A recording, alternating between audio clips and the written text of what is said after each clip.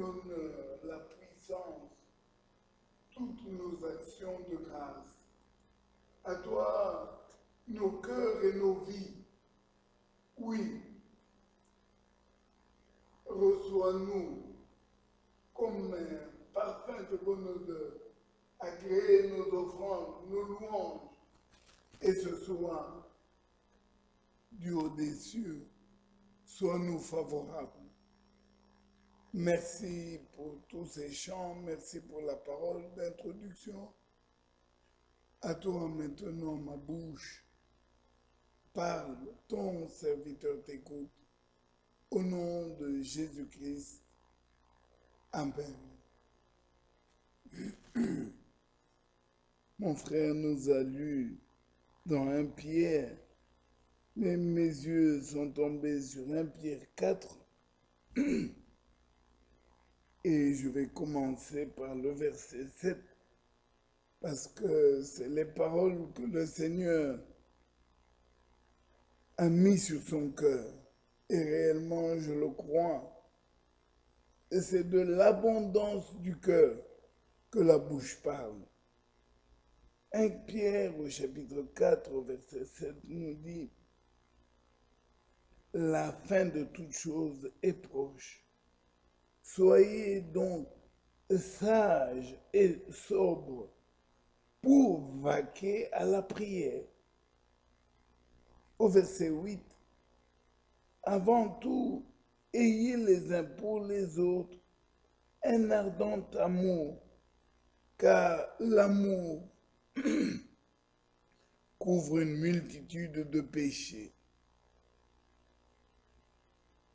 Exercez l'hospitalité les uns envers les autres, sans murmure. » Et au verset 10, comme de bons dispensateurs des diverses grâces de Dieu, que chacun de vous mette au service des autres le don qu'il a reçu. Et si quelqu'un parle, que ce soit comme annonçant les oracles de Dieu. Et si quelqu'un remplit un ministère, qu'il le remplisse selon la force que Dieu communique, afin qu'en toutes choses, Dieu soit glorifié par Jésus-Christ, à qui appartiennent la gloire, la puissance au siècle des siècles. Amen. Que le nom du Seigneur soit élevé. Et puisse-t-il encore ce soir recevoir du cœur du racheté, du cœur de l'épouse, qu'il puisse recevoir ce qui lui revient de plein droit. Oui, nous croyons que le Seigneur revient. Il n'est pas encore revenu, mais il revient bientôt. Et j'avais l'habitude, je la garde, de dire, puisse cette prédication, celle de ce soir, celle que j'adresse par la grâce de Dieu à l'Église épouse, puisse-t-elle être même la dernière. Parce que qui ne crie pas « Seigneur, reviens »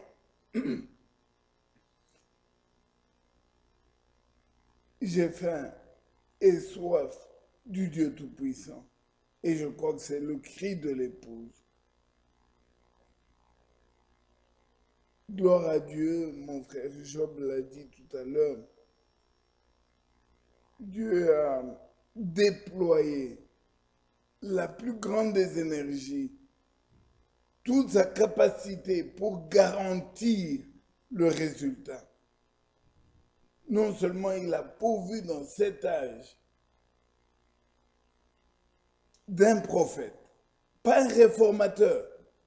Je crois que c'est mardi que nous étions ici, nous avons vu, et c'était d'ailleurs à quelques jours près de l'anniversaire de la réforme. Nous avons vu comment Dieu a envoyé réveil après réveil aux plusieurs serviteurs de Dieu pour ramener le peuple à la vérité. Mais dans l'âge qui nous concerne, il n'a pas envoyé un réformateur, il a envoyé un prophète. Et pas n'importe lequel. Il a envoyé Élie le prophète. Comme il est écrit, je l'ai dit, je le répète, l'Ancien Testament se termine avec le dernier livre qui est Malachie. Et dans le dernier livre, le dernier chapitre et le dernier verset, nous trouvons la promesse, nous pouvons l'ouvrir encore une fois. Malachie au chapitre 4.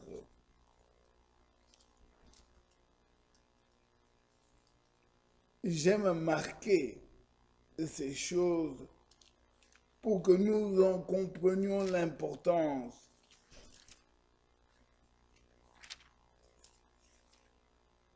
Malachie est le dernier chapitre de l'Ancien Testament, de l'Ancienne Alliance.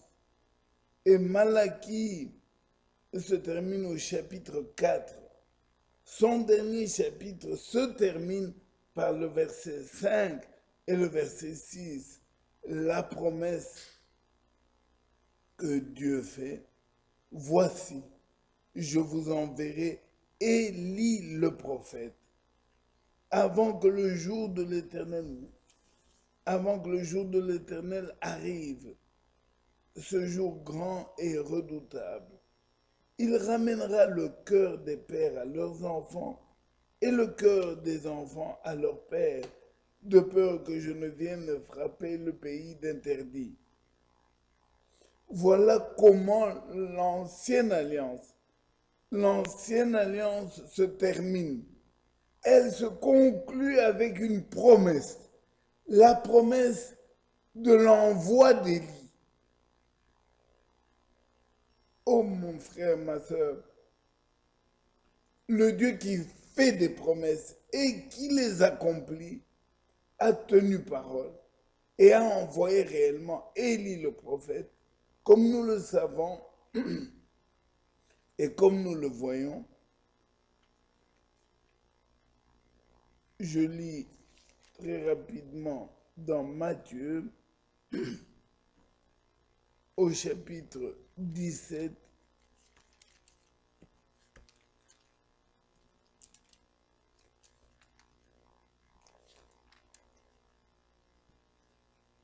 Et là, je suis au verset 10. Les disciples lui posèrent cette question. Mais pourquoi les scribes disent-ils qu'Élie doit venir premièrement?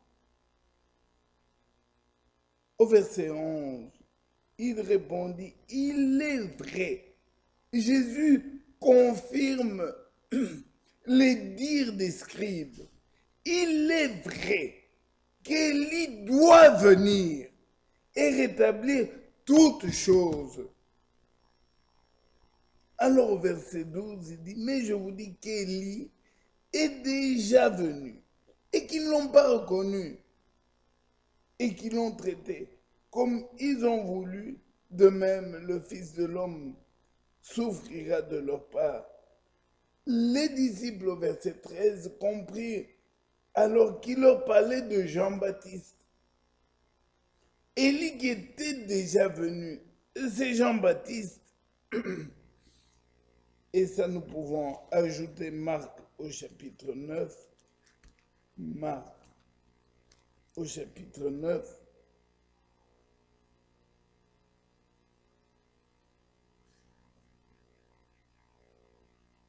Et là, il répète la même chose. À propos d'Élie, il faut qu'Élie vienne premièrement. Verset 12, il leur répondit, Élie viendra premièrement et rétablira toutes choses. Mais au verset 13, il dit, mais je vous dis qu'Élie est venu et qu'ils l'ont traité comme ils ont voulu, selon qu'il est écrit. Nous voyons dans un même verset la mission d'Élie s'est répartie sur 2 temps, 2 époques différentes, et pas seulement sur 2 époques différentes, mais sur 2 individus différents. Jean-Baptiste est venu avant que Jésus entre en scène. Élie doit venir, malgré que Jean-Baptiste était déjà venu. Élie doit venir avant le retour du Seigneur Jésus-Christ. Et comme entre ces 2 époques, il s'est passé plus de 2000 ans, aucun homme, les plus robustes, vivent 70 à 80 ans, dit la Bible. Aucun homme ne pouvait tenir 2000 ans sur terre. Ainsi, Jean-Baptiste est venu et, paradoxe, il est parti avec la tête décapitée. Lui, tout prophète, envoyé pour la première venue du Seigneur Jésus, on a dû le décapiter et il est parti comme ça. Quel drôle de fin. Mais Dieu étant Dieu, il tient à ses promesses. Élie est venu dans notre génération, dans la personne du prophète Branham. J'ai la joie de voir ce cadre derrière avec le nuage du 28 février 1963 et même la science a photographié la preuve que William Marion Branham avait été bel et bien mandaté par Dieu dans la fonction, dans la mission d'Élie le prophète. Tout cela est dit pour montrer comment Dieu s'est investi. Dieu s'est tracassé pour toi, ma soeur, pour toi, mon frère. Dieu, il a payé le prix le plus élevé. Dieu s'est investi réellement et pour garantir le résultat. Oui, une épouse sans tache, ni ride, ni rien de semblable, une épouse parfaite, une épouse parole sera présentée devant lui. Lui-même se la présentera afin de dire, voici le produit de mon sacrifice. Merci Seigneur pour tant d'amour. Merci Seigneur pour tant de sacrifices. Merci Seigneur pour tant d'investissements à notre endroit. Qui sommes-nous? Qui es-tu mon frère? Qui es-tu ma soeur? Qui suis-je? Qui sommes-nous? Que son nom soit élevé. Oui, que son nom soit élevé. Nous voulons ce soir considérer le grand amour qu'il a eu pour nous au travers de tout cet investissement. Je nous invite à ouvrir nos Bibles dans le livre d'Ésaïe, Ésaïe au chapitre 55, Ésaïe au chapitre 55, et je suis au verset 2.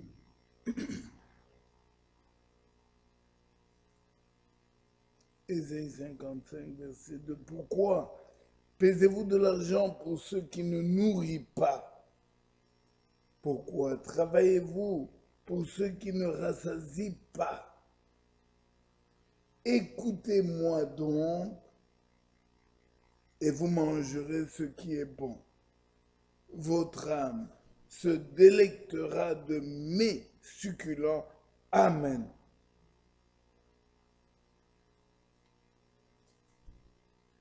Notre Dieu s'est investi, comme mon frère Job l'a dit tout à l'heure, et comme je le répète maintenant, il s'est investi pour que une épouse parole.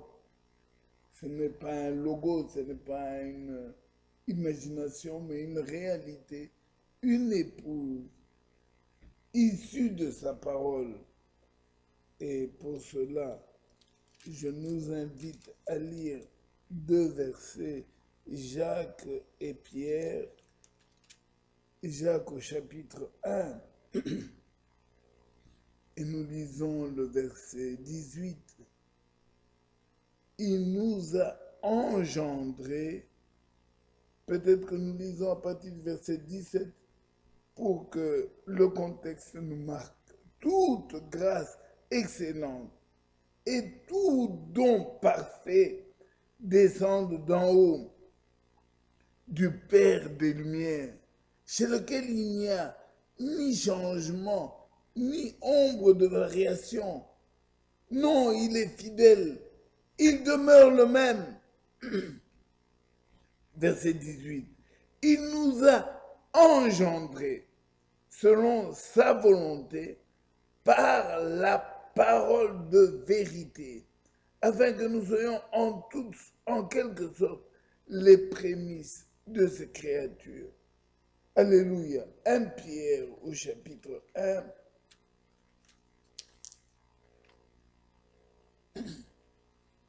Et nous lisons du verset 2 au verset 3.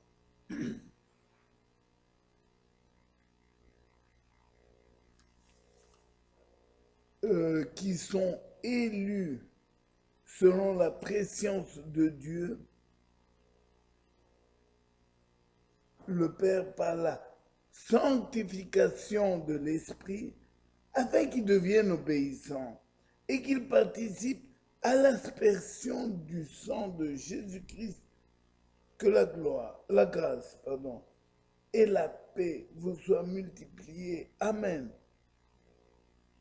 Au verset 23, nous lisons, puisque vous avez été régénérés, non par une semence corruptible, mais par une semence incorruptible, par la parole vivante et permanente de Dieu. Alléluia.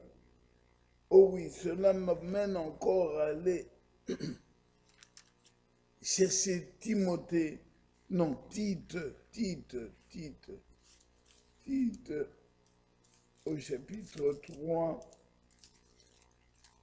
L'épouse sera épouse parole. Le résultat complet, Tite au chapitre 3. Et ici nous sommes au verset 5. Il nous a sauvés, non à cause des œuvres de justice que nous aurions faites. Non, il ne nous a pas sauvés par nos œuvres, mais par grâce.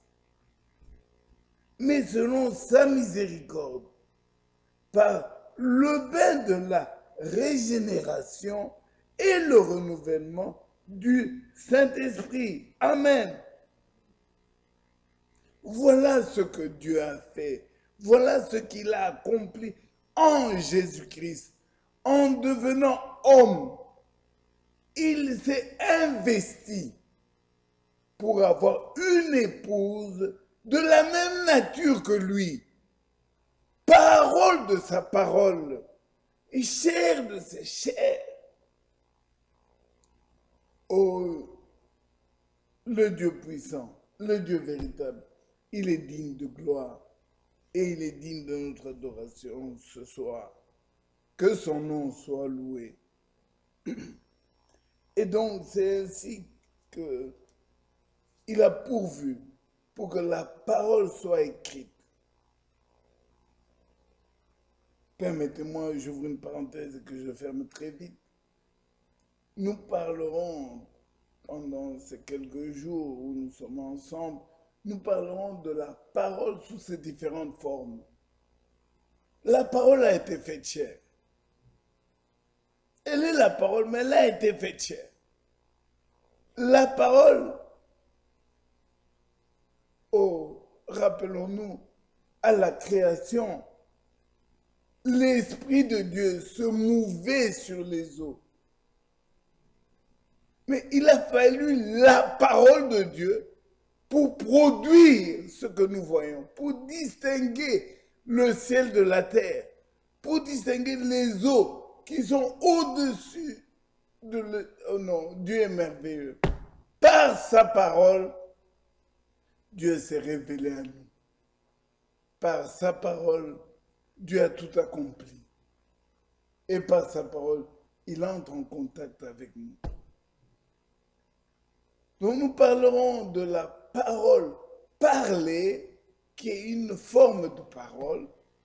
Voilà pourquoi tous les prophètes pouvaient venir et dire « Ainsi dit l'Éternel, ainsi parle le Seigneur ». C'était la parole parlée de Dieu. Mais nous parlerons également de cette même parole qui a été écrite, elle qui était parlée. Daniel l'a écrit, les prophètes ont écrit, les patriarches, les rois de la parole parlée, elle est devenue la parole écrite. Mais nous parlerons surtout de la parole révélée.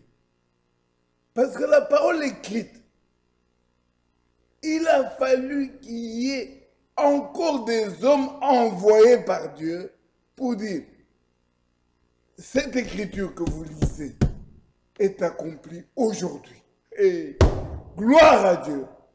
Jésus lui-même entre dans le temple et prend le rouleau d'Ésaïe. Il déroule. Et puis il y a un passage. Tout le monde restait là en train de lui. Qu'est-ce qu'il... Ce jeune homme. Ce jeune homme. Et pendant qu'il il l'observait, on entend ce jeune homme, mon sauveur, dire « Aujourd'hui, l'écriture que vous venez d'entendre est accomplie sous vos yeux. Oh, gloire à notre Père, parce qu'il a veillé à ce que sa parole soit parlée, prononcée. Il a veillé à ce que sa parole soit écrite. Il a même veillé à ce que, par le ministère de William Marion Branham, et même encore le ministère qui opère aujourd'hui avec notre frère Ewald de France, que sa parole soit révélée. Que le nom du Seigneur soit loué pour tant d'investissements.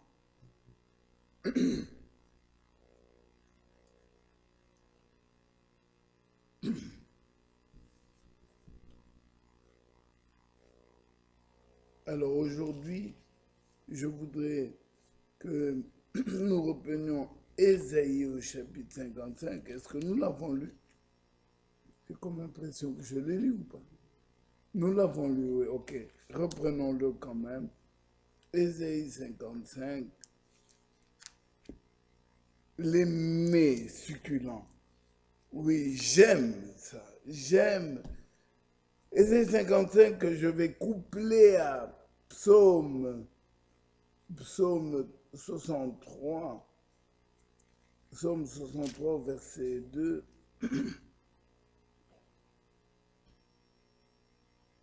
Et nous pouvons lire même à partir du verset 3. Ainsi je te contemple, mon âme a soif de toi. Mon corps soupire après toi, dans une terre aride desséchée sans eau. Ainsi je te contemple dans le sanctuaire, pour voir ta puissance et ta gloire. Verset 4. Car ta bonté vaut mieux que la vie. Mes lèvres célèbrent tes louanges. Je te bénirai donc toute ma vie. J'élèverai mes mains en ton nom. Et le verset 6, mon l'âme sera rassasiée comme de mets gras et succulents. Amen. Notre Dieu n'a pas seulement promis de nous nourrir, parce qu'il prend soin de nous comme un père, comme une mère prend soin de ses enfants, mais notre Dieu nous a promis l'abondance. Ce soir, c'est là où je voudrais attirer notre attention. L'abondance de sa nourriture, l'abondance de ses soins. Oh, il est merveilleux. Alors que le monde entier est rempli de tables de vomissures. Et permettez-moi de passer là-dessus sans faire beaucoup de commentaires. Des tables de vomissures. Comme il est écrit, c'est prophétisé, c'est annoncé. Pendant que d'autres sont à table avec des vomissures, toi mon frère, toi ma soeur, avec moi, nous sommes les bien-aimés de Dieu. Nous sommes à la table du Seigneur pour manger. Non pas de la bonne nourriture, non, des mets succulents. Permettez-moi d'insister sur cet adjectif. La bonne nourriture, c'est par rapport peut-être à ses qualités nutritives. La bonne nourriture, c'est par rapport à la croissance peut-être, ainsi de suite. Mais les mets succulents, l'aspect succulent, c'est par rapport au goût. Alors, l'âme, parce qu'il n'est pas question de la bouche, il est question de l'âme du racheté. L'âme du racheté a besoin de la bonne nourriture de Dieu. L'âme du racheté ne peut pas se contenter de la nourriture commune. Non, elle cherche la nourriture sélective. Que le nom du Seigneur soit loué, parce que c'est une promesse dans sa parole. Non seulement dans sa parole écrite, mais dans sa parole parlée. Dieu a fait la promesse. Je vous lirai peut-être dimanche, j'espère dimanche, je nous lirai ici ce que frère Branham a expérimenté à propos de la nourriture au temps du soir, la nourriture spirituelle. Et nous verrons cet aspect succulent pour l'âme. Voilà pourquoi aujourd'hui nous pouvons répéter l'âme, ton âme, mon frère, ma soeur, a coûté très cher au Seigneur Jésus-Christ. Elle est précieuse. Tu ne peux pas la nourrir avec n'importe quoi. Tu ne peux pas l'abandonner à n'importe quoi. Non! S'il n'y avait pas de nourriture spirituelle, je comprendrais que prenons un phénomène que l'on vit aujourd'hui, la famine dans le monde, la disette. C'est normal que s'il n'y a pas de nourriture, l'homme va aller chercher même dans les poubelles. Mais lorsque une table bien garnie t'est dressée, et ce n'est même pas toi qui prépares, non. Dieu, comme je l'ai dit la fois passée, il a pourvu même du corona pour que les églises soient fermées. Les frères du message sont habitués à cet exemple dont parle le frère Branham. Un frère est venu lui raconter qu'il y avait des enclos qui enfermaient des canards. Chaque propriétaire Olivier avait fermé par là, moi j'avais fermé par là, Job a fermé par là. Chacun avait enfermé ses canards dans son enclos. Mais les canards dans les différents enclos, ils aspiraient, ils avaient soif de la communion fraternelle. Alors il allait jusqu'à la limite enclos. L'autre de l'autre côté allait jusqu'à la limite enclos. Comment allons-nous faire?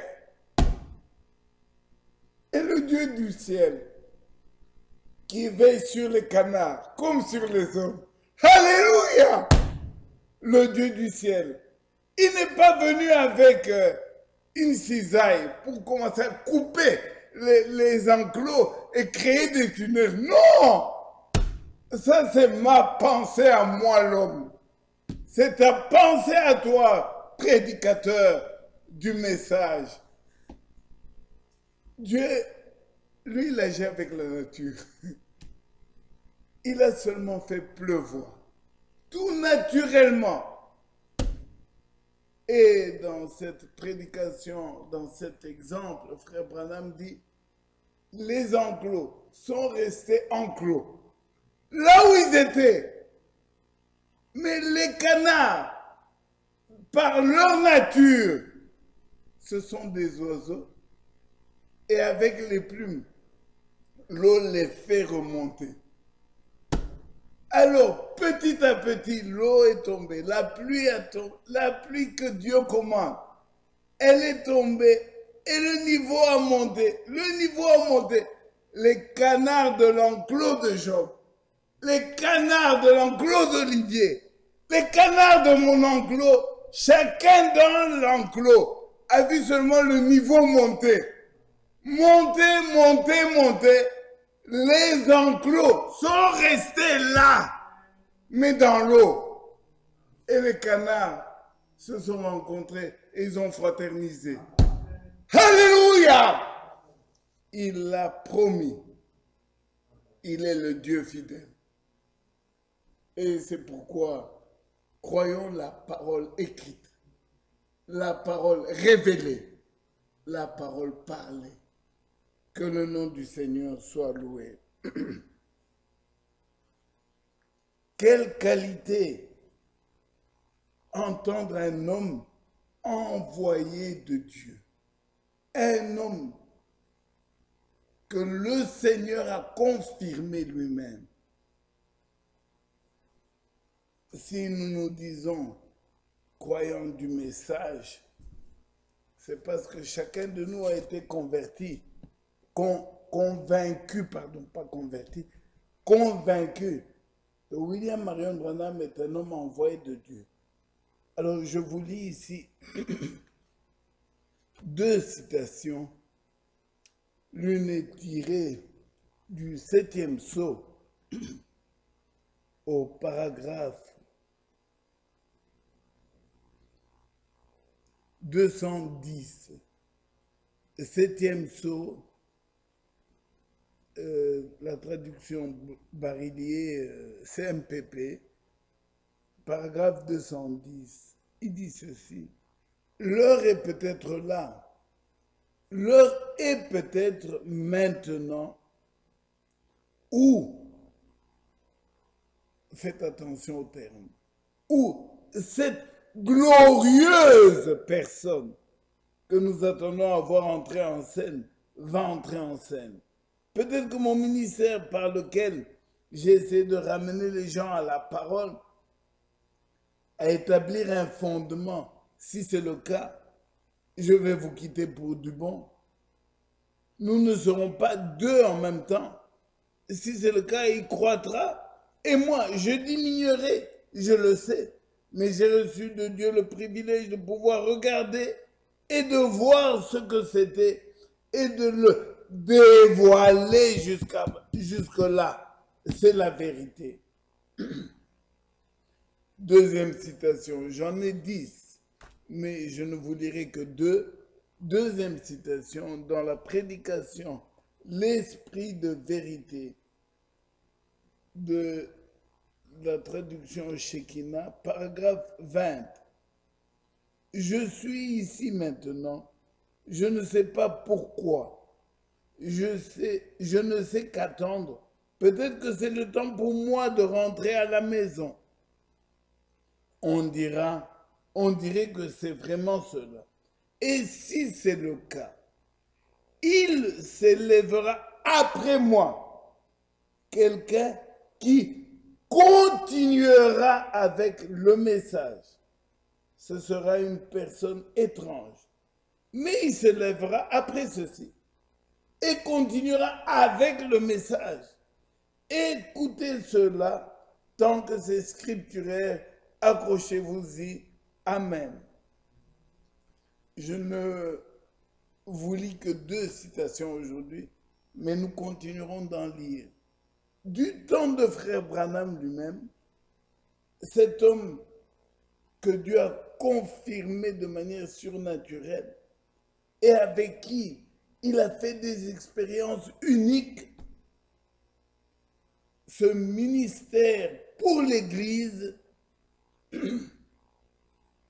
au moment où il devait quitter la scène, il se préparait à céder le flambeau de manière, je le dis avec le langage le plus simple, céder le flambeau à Frère Franck. Il en était conscient et il a annoncé. Dieu agit toujours dans la continuité.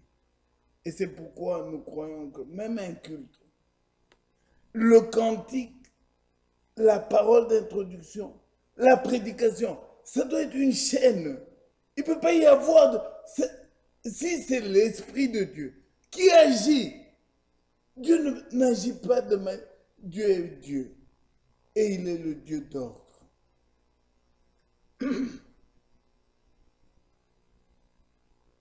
Nous connaissons tous l'exemple dont parle la Bible de l'âne qui a parlé à Balaam.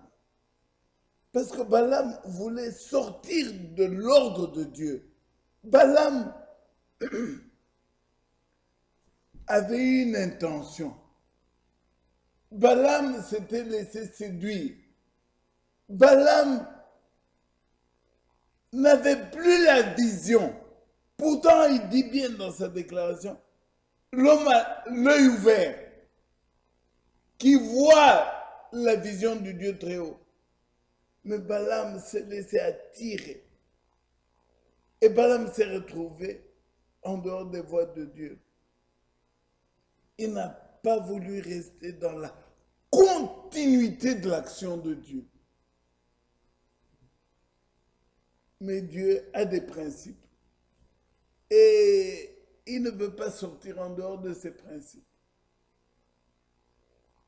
S'il faut qu'un âne corrige, le mot est fort, un âne corrige un prophète, il le fera.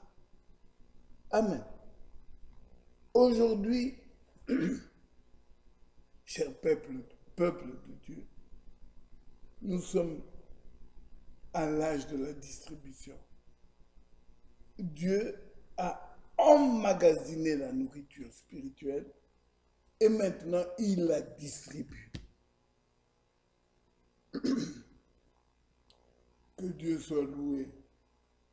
Mon frère Michel a envoyé sur le groupe, le forum, une prédication de Kigali, je crois, de frère Franck à Kigali.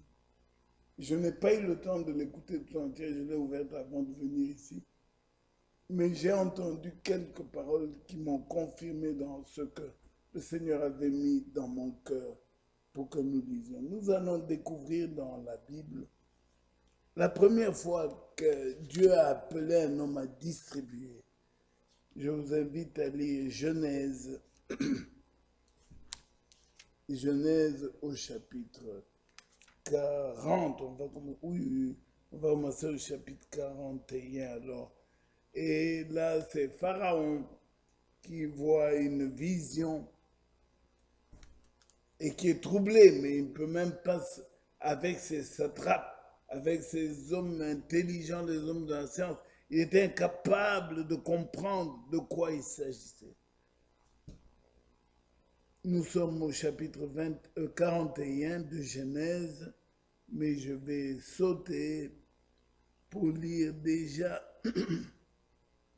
le verset 17. Pharaon dit alors à Joseph, dans mon songe, voici je me tenais sur le bord du fleuve, et voici cette vache grasse de chair et belle d'apparence montèrent hors du fleuve et se mirent à paître dans la prairie. Au verset 19, cette autre vache montèrent derrière elles. Elles étaient maigres, fort laides d'apparence et décharnées. Je n'en ai point vu d'aussi laides dans tout le pays d'Égypte. Les vaches décharnées et laides mangèrent les 7 premières vaches qui étaient grasses. Elles engloutirent. Au verset 22,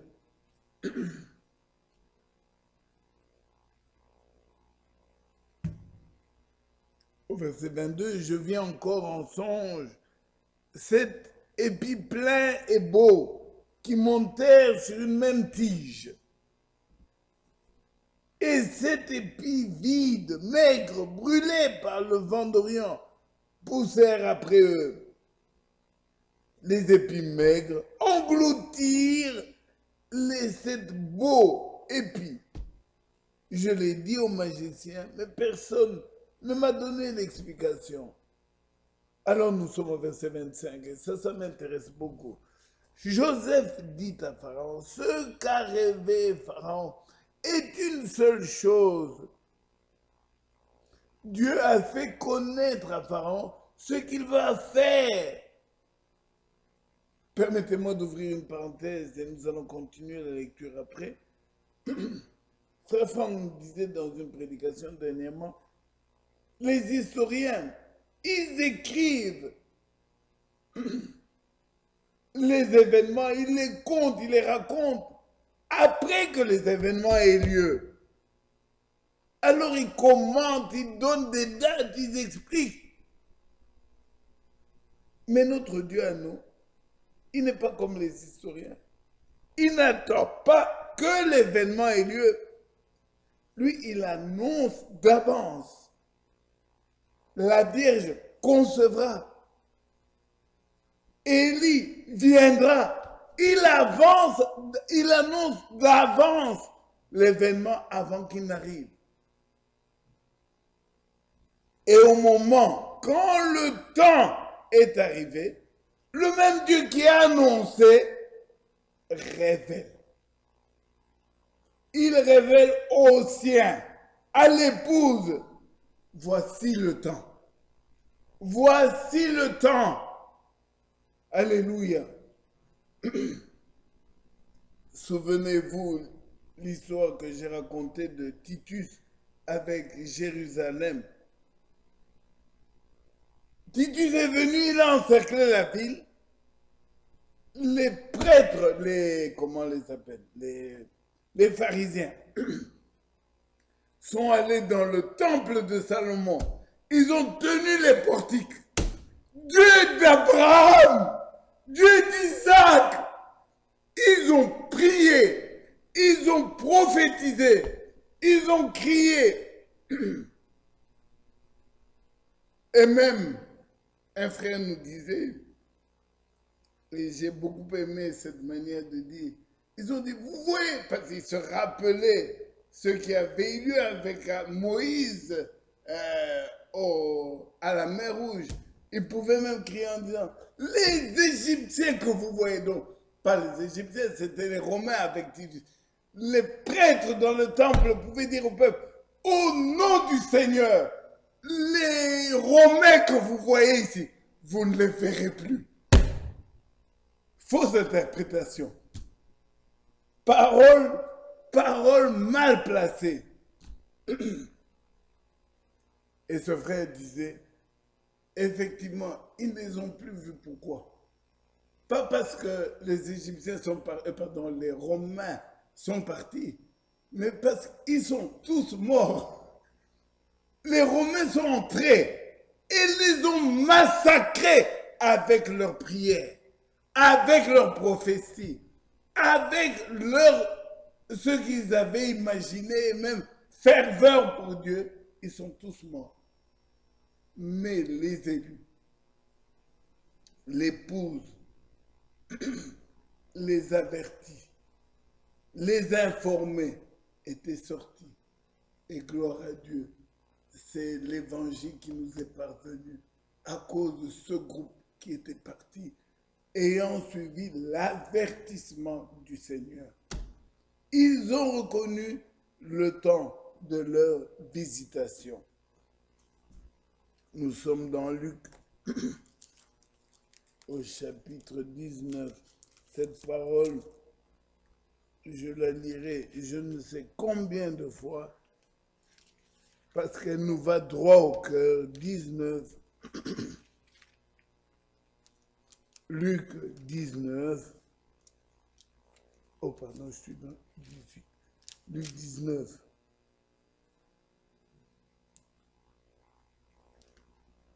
verset 42.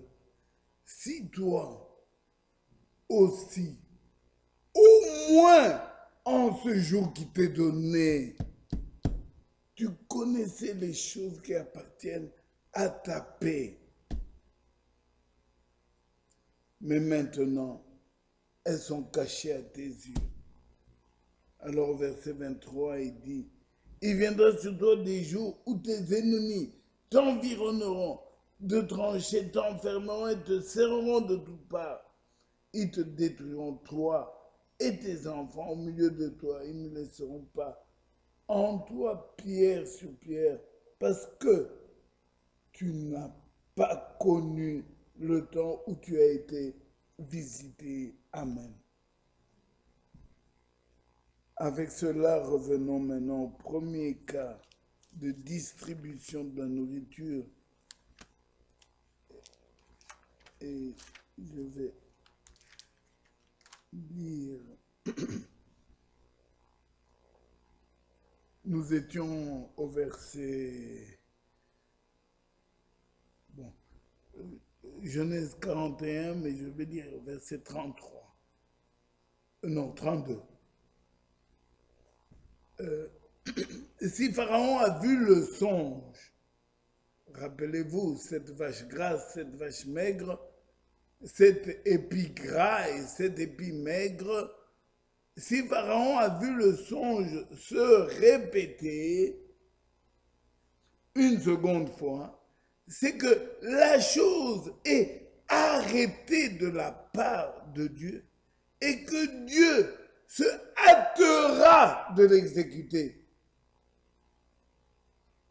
Maintenant, verset 33, que Pharaon choisisse un homme intelligent et sage et qu'il mette à la tête du pays d'Égypte. Que Pharaon établisse des commissaires sur le pays pour lever un cinquième des récoltes de l'Égypte pendant les 7 années d'abondance. Qu'il rassemble tous les produits de ces bonnes années qui vont venir, qu'il fasse sous l'autorité de Pharaon des amas de blé, des provisions des approvisionnements dans les villes et qu'ils en aient la garde. Verset 36.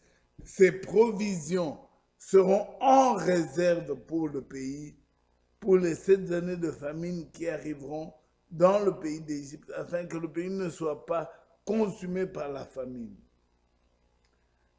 Ces paroles plurent à Pharaon et à tous ses serviteurs. Et Pharaon dit à ses serviteurs, trouverons-nous un homme comme celui-ci, ayant en lui l'Esprit de Dieu. Amen. Pharaon dit à Joseph, puisque Dieu t'a fait connaître ces choses, il n'y a personne qui soit aussi intelligent et aussi sage que toi. avec un doigt sur ce verset, je nous envoie dans Matthieu chapitre 24.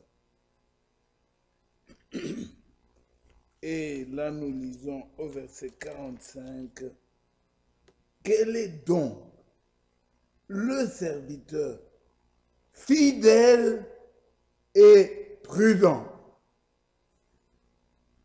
que son maître a établi sur ces gens pour leur donner la nourriture au temps convenable. Revenons dans Genèse au chapitre 41. Pharaon dit, et verset 41, 41, Pharaon dit à Joseph, vois, je te donne le commandement de tout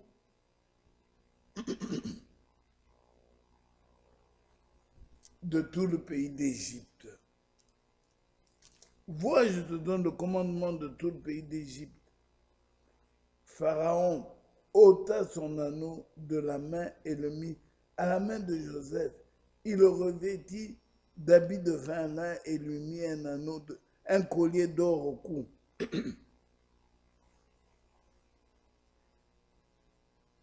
Il le fit monter sur le char qui suivait le sien, et l'on criait devant lui à genoux. C'est ainsi que Pharaon lui donna le commandement de tout le pays d'Égypte.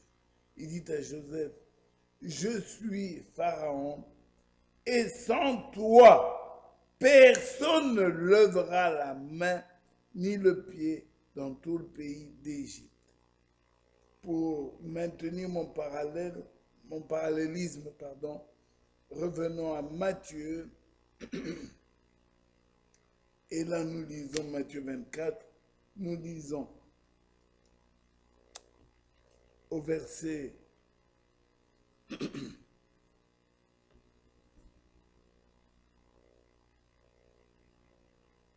je suis au verset 47. Je vous le dis en vérité, il l'établira sur tous ses biens. Amen. Pharaon dit à Joseph, je reviens, je fais des allers-retours. Pharaon dit à, je suis maintenant au verset 40, Genèse 41, verset 41. Pharaon dit à Joseph, vois, je te donne le commandement de tout le pays d'Égypte. Pharaon ôta son anneau de la main et le mit à la main de Joseph. Il le revêtit d'habits de fin lin et il lui mit un collier d'or au cou. Il le fit monter sur le char qui suivait le sien et l'on criait devant lui, à genoux. C'est ainsi que Pharaon lui donna le commandement de tout le pays d'Égypte. Il dit encore à Joseph, je suis Pharaon, et sans toi, personne ne lèvera la main ni le pied dans tout le pays d'Égypte. Amen.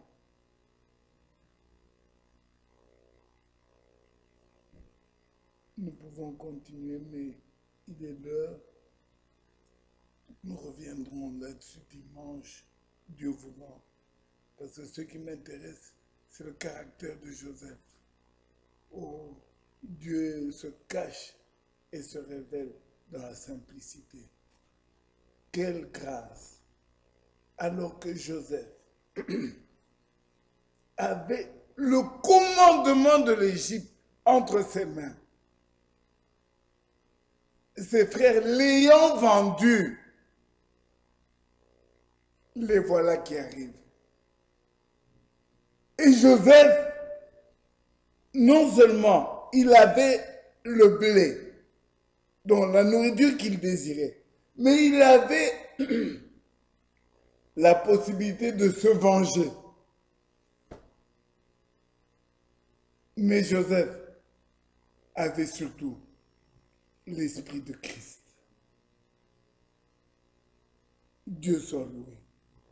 Dimanche, si le Seigneur le permet, nous continuerons sur l'Esprit de Christ en Joseph. Quelle grâce! Et ça, dans l'Ancienne Alliance, ça dans l'Alliance, mon frère Job le disait tout à l'heure, c'est avec le sang des agneaux, le sang des boucs. Dans cette alliance-là, Joseph a pleuré. Nous lirons comment Joseph a pleuré d'amour devant ses frères. Un ami m'a rendu un verset que je voudrais lire avant que nous prions.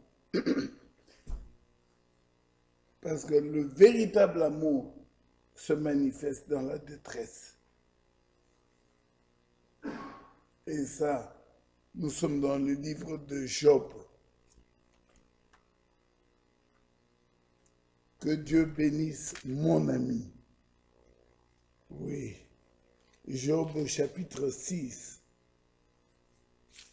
Job au chapitre 6.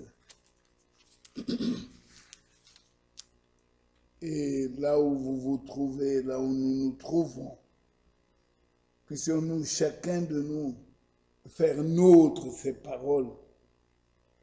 Job au chapitre 6. Et ici, je lis juste le verset 14. Celui qui souffre a droit à la compassion de son ami. Il a droit à la compassion, mais de son ami. Même quand il abandonnerait la crainte du Tout-Puissant. Que le Seigneur soit loué et qu'il bénisse sa parole dans nos cœurs. Oui, la parole parlée a été écrite, la parole écrite a été révélée pour nous aujourd'hui, pour que l'amour de Dieu ne soit pas une doctrine, l'amour de Dieu ne soit pas un mot, mais que l'amour de Dieu devienne une réalité, que l'amour de Dieu devienne notre vie. Que le Seigneur soit loué parce qu'il s'est tellement investi pour que nous devenions l'épouse. Inclinons nos têtes.